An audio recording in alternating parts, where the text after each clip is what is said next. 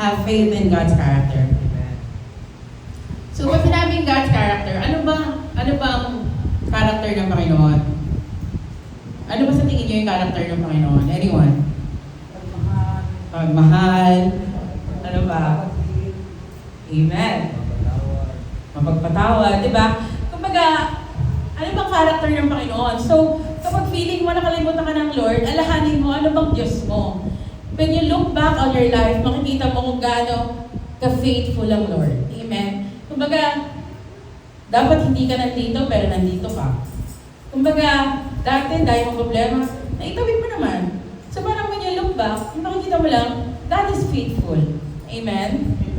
God is, a promise keeper. Amen? Hindi, anong sinabi ng Panginoon sa ginagawa niya? Ano pa? God is loving. Sabihin mo nga, mahal ako ng Panginoon. God is loving. God is good. Sabi nga sa scripture, di ba? All good things comes from the Lord. So, ang God natin, ang nature niya, ang character niya, mapagmahal,